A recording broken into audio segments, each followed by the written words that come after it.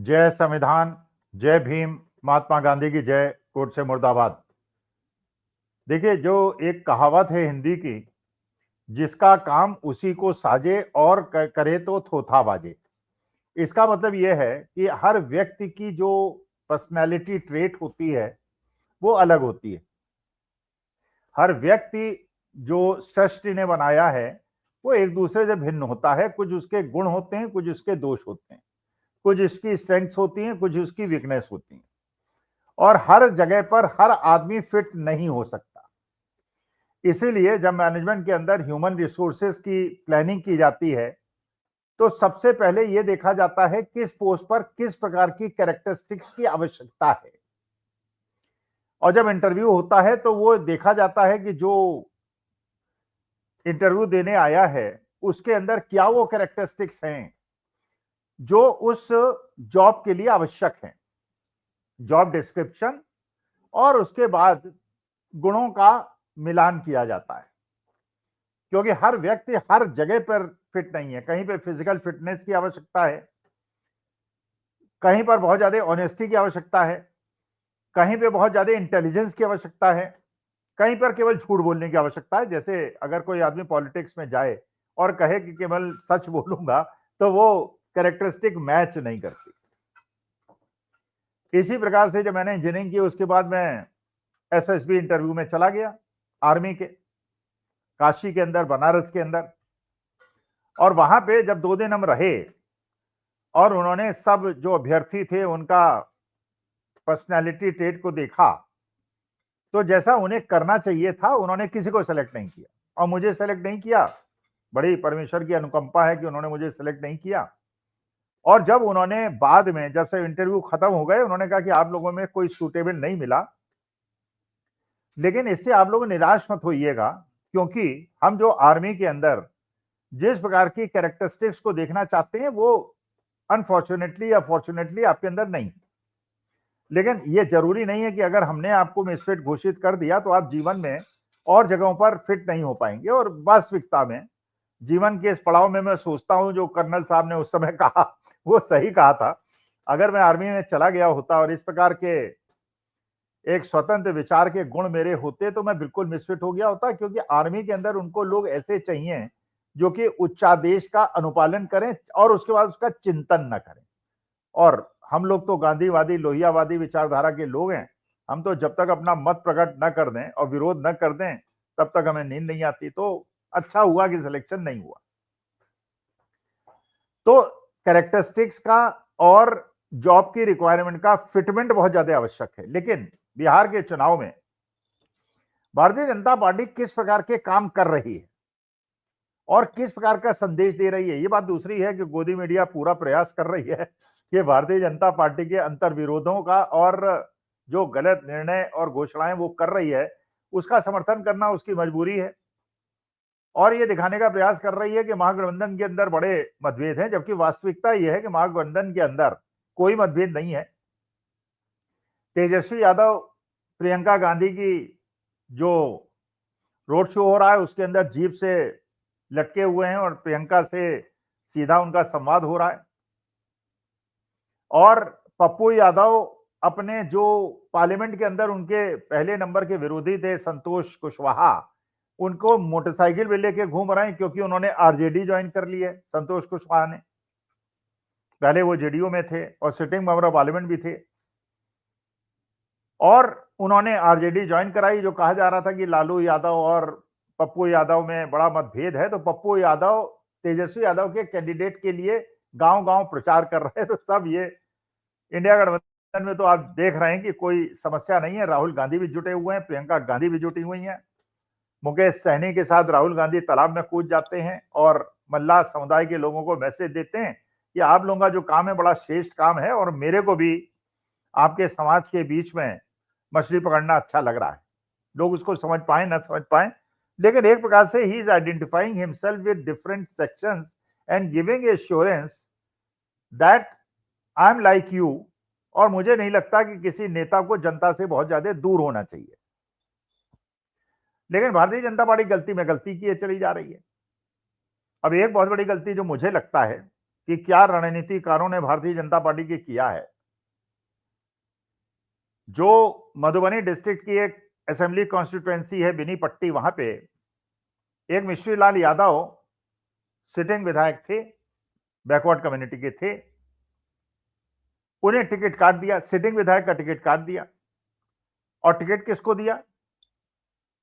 एक आप लोग सुने होंगे, आपने भी सुने होंगे उनके भजन, मैंने भी सुने हैं और मैं उनका प्रशंसक भी हूं था।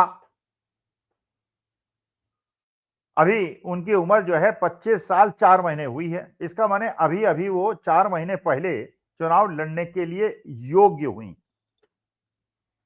मिश्रीलाल यादव का टिकट काट के मैथिली ठाकुर को टिकट दे दिया गया। अब मुझे यह नहीं समझ में आता, जैसे पहले मैंने आपको एक्सप्लेन किया और किसी भी एचआर प्रोफेशनल को बात समझ में नहीं आएगी। एक तरफ वो व्यक्तित्व जिसमें आदमी भगवान के भजन में लीन होता है, और दूसरा वो राजनीतिक क्षेत्र जहां केवल गंदगी और कीचड़ है, जहां पे बड़े बड़े बाहुबली और दबंग लोग और गैंगस्टर्स विधानसभा के अंदर बैठते हैं और एक दूसरे से लठ भी बजाते हैं, मारपीट भी करते हैं। तो मैथिली ठाकुर के अंदर ऐसी कौन सी चीज देखी भारतीय जनता पार्टी ने कि एक बैकवर्ड कम्युनिटी के एक सिटिंग विधायक का टिकट काट के उनको टिकट दे दिया गया, और जबकि वो 25 साल 4 महीने की केवल हैं। अच्छा, मानी बात है कि उनका जो स्ट्रॉन्ग एरिया है वो भजन गायकी है और जा रही है राजनीति में। क्या इसके अंदर दोनों के अंदर कोई आपस में समझते हैं तारतम्य है? तो मुझे तो कोई तारतम्य दिखाई नहीं पड़ता। अच्छा, बेचारी बालिका बच्ची जिनका बड़ा उज्जवल भविष्य था, पूरे विश्व के अंदर उनका नाम था, लोग उन्हें बुलाते थे, करोड़ों लाखों की फीस दिया करते थे, और वो भी जब भजन गाने जाती थी किसी भी जगह पे तो 5 लाख उनकी फीस थी। एक बार उन्हीं के गांव के लोगों ने 2 लाख रुपए इकट्ठा किए और उनसे निवेदन किया कि भजन हमारी एक संध्या कर दीजिए। उन्होंने मना कर दिया क्योंकि 2 लाख के लिए वो तैयार नहीं थी, क्योंकि उनकी मिनिमम फीस रिक्वायरमेंट 5 लाख थी। स्टेट्स वगैरह भी घूम के आई हैं, कनाडा वनाडा पता नहीं कहां कहां घूम के आई हैं, और अच्छी गायिका है। लेकिन आज की तारीख में जब वो चुनाव लड़ रही है, मजबूरी है, क्योंकि चुनाव लड़ना है तो जनता को खुश भी करना पड़ेगा। तो आज की तारीख में जब जहां भी मीटिंग में जा रहे हैं लोग, अब मजाक उड़ाने के लिए या I don't know what is the reason, कहते हैं कि आप भजन सुनाइए। अच्छा, वो बिना पैसे लिए उनको भजन सुनाना पड़ता है। जो लोग भजन भी सुन लेते हैं, वोट देना ना देना तो उनके हाथ में है। भजन सुन ले वोट ना दें तो कोई जबरदस्ती थोड़ी है, भजन सुनाया तो वोट दो। अच्छा, मिश्री लाल यादव को भी डिस्टर्ब कर दिया। अच्छा, उनके पिताश्री उनसे भी आगे हैं। जो बताया जाता है, वहां के लोकल लोग बताते हैं कि उनकी ज्यादा इतनी महत्वाकांक्षाएं हैं मैथिली ठाकुर के पिताजी की, कि उन्होंने अपने राजनीतिक महत्वाकांक्षा को पूरा करने के लिए बिटिया को, क्योंकि वो पॉपुलर भजन गायिका थी, उनको टिकट दिला दिया। और पहला ही स्टेटमेंट, जैसा लोगों ने बताया, मेरे पास डायरेक्टली कोई स्रोत नहीं है, उन्होंने कहा उनके पिताजी ने कि लालू प्रसाद यादव का राज था, उन्होंने भूरा बाल साफ करो की बात की थी, और एक तरह से ब्राह्मण समाज और राजपूत समाज और भूमिहार समाज को साफ करने की बात की थी। जबकि वास्तविकता यह है, वो स्टेटमेंट किसी ने कहा नहीं था, वो लालू यादव ने कहा नहीं था, केवल उड़ा दिया गया था। आप जानते हैं राजनीति में बहुत सारी चीजें उड़ाई जाती हैं जिनका कोई सिर पैर नहीं होता। हाँ, इतना जरूर है, जब लालू प्रसाद यादव मुख्यमंत्री बने थे उसके पहले जो वहां की बैकवर्ड कम्युनिटीज थी और दलित कम्युनिटीज थी, वो सवर्णों के सामने बैठने का साहस नहीं कर सकती। उनकी एफआईआर में नहीं लिखाई जाती थी, लेकिन लालू यादव जब मुख्यमंत्री बने तो एक जो दबा कुचला समाज था उसको आवाज मिली और वो कुर्सी पे आके बैठने लगा।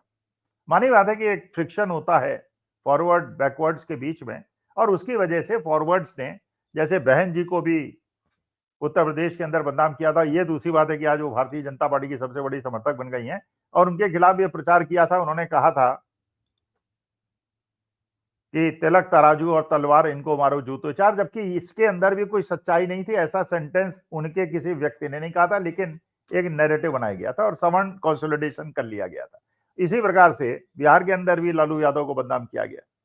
तो उनके पिताजी ने जब ये बात कही तो उनको ये बात भूल गए शायद वो, कि पिछले 20 साल से वहां पे जो राजनीति चल रही है, बल्कि 40 साल से, वो बैकवर्ड और फॉरवर्ड की राजनीति चल रही है। ये बात दूसरी है कि बेनीपट्टी के अंदर सवर्ण समाज ज्यादा है, ब्राह्मण समाज काफी बड़ी संख्या में है, और कुछ ऐसी बेल्ट्स हैं जहां भूमिहार समाज बहुत ज्यादा संख्या में है। लेकिन बिहार के अंदर जो राजनीति है वो बैकवर्ड्स, ओबीसी, ईबीसी और दलित के हाथ में है, और सवर्ण आज की तारीख में बैकडोर पे चले गए। अच्छा, वो मैथिली ठाकुर, क्योंकि राजनीति का तो उनको पता है नहीं, मेरे ख्याल संस्कृति का भी उतना ज्यादा नहीं पता है, तो जब उनको, जैसे आप जानते हैं मिथिलांचल में पाग दिया जाता है, जो सिर में टोपी गोल होती है जो ओढ़ी जाती है और उसको सम्मान के रूप से देखा जाता है, तो मैथिली ठाकुर को किसी मीटिंग में दिया, वो उसके अंदर मखाने रख के खाने लगी। जैसे बच्चे होते हैं, उनको पता वता कुछ होता नहीं है, क्योंकि उनके घर में वो प्रथा नहीं होगी शायद। आज बड़ा अपमानजनक स्थिति है वो, लेकिन चलिए, वो बेचारी को लोगों ने कहा कि बच्ची है, इसको माफ कर दो। तो मेरा जो बेसिक प्रश्न है कि भारतीय जनता पार्टी इस प्रकार के लोगों को ये सोच के अगर टिकट दे रही है कि वो जीत जाएंगे तो एक विधानसभा की सीट हमको मिल जाएगी, लेकिन उनको ये भी सोचना चाहिए कि जो बच्ची इतना अच्छा भजन गायिका करती थी, गाया करती थी, और इतना ज्यादा विश्व के अंदर उनका सम्मान था, उस कीचड़ और दलदल के अंदर चलिए कमल खिलता है, उस बेटी को बेचारी को क्यों धकेल दिया गया, और वहां जाके वो कैसे वहां के बाहुबलियों के बीच में जाके बैठेगी अगर जीत गई तो।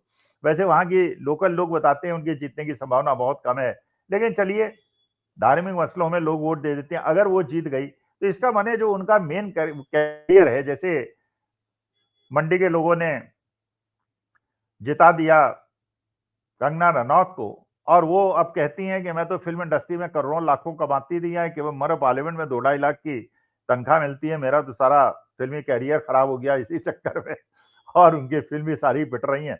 तो कंगना रनौत के बाद मंडी में कंगना रनौत को पे मना के लोगों ने उन्हें, बेचारी को बेरोजगार कर दिया। तो ये क्यों बेचारी हमारी मिथिला ठाकुर, मैथिली ठाकुर, जो हमारी बहुत छोटी बच्ची हैं, प्यारी बच्ची हैं, अच्छी भजन गायिका है, इनको राजनीतिक दलदल में भारतीय जनता पार्टी ने क्यों ढकेल दिया, ये मैं तो नहीं समझ पा रहा हूं।